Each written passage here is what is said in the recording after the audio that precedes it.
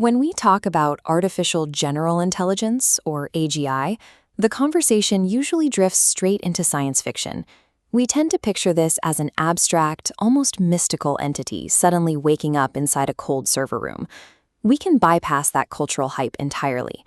By stripping away the philosophy, we can reduce the essence of AGI to a precise, simplified mathematical formula. Researchers and engineers building these systems cannot code based on philosophical debates. They require a measurable, logical standard to gauge their progress. Translating AGI into formal mathematics removes the ambiguity. It gives the industry a clear, objective finish line. To find that finish line, we have to start from first principles. Before we can measure general intelligence, we must define exactly what it is we are measuring. Intelligence cannot be quantified in a vacuum. It requires an action, an observable output, or a specific task to be evaluated. So the foundational question becomes, how do we categorize every possible action a human being can execute?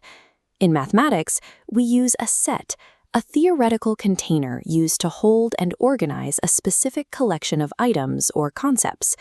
Defining the absolute boundaries of human capability within one of these sets is the inescapable first step in creating a benchmark for AGI. This brings us to the first major variable of our formula, representing that complete collection of human capabilities. Here we have our starting point, anchored by a capital T. We define T precisely as the set of all tasks a human can perform. A mathematical set is made up of individual elements.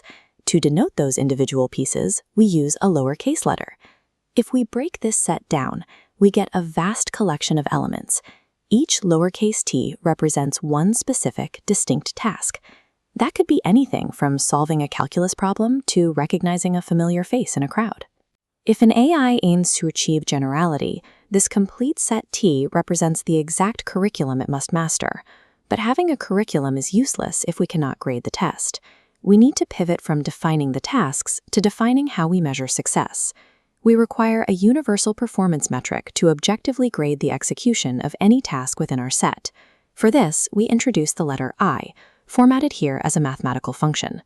This function represents the intelligence, or the performance level, applied to a specific task, T. To work, this function requires two inputs.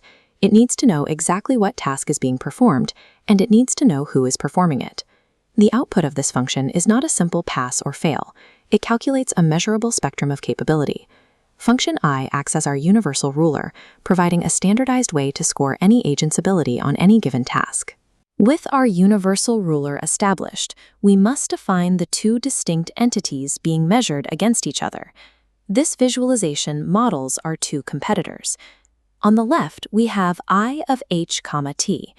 This is the baseline intelligence, or performance level of a human, H, on a specific task. On the right, we have I of a, t. This is the measured performance of an artificial intelligence system, A, on that exact same task. We link these two competitors with a simple mathematical condition, the greater than or equal to symbol. To pass, the AI's performance bar must match or exceed the human's baseline bar. Passing this threshold on a single task is an example of narrow AI. It is impressive, but it is merely the foundational prerequisite for true general intelligence. That brings us to the central limitation of narrow AI. Excelling at one task, or even 1,000 tasks, does not equal general intelligence.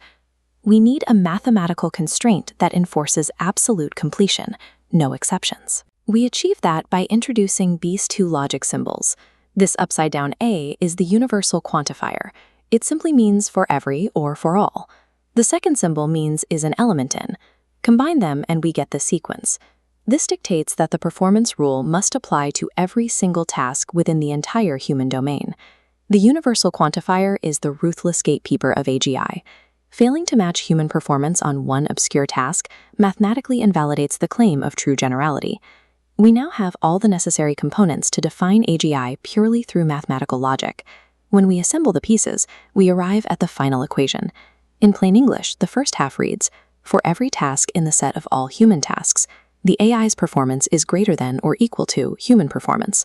This single line of mathematics perfectly encapsulates the threshold of artificial general intelligence without requiring any philosophical debate. For researchers and engineers, this equation provides immense practical value.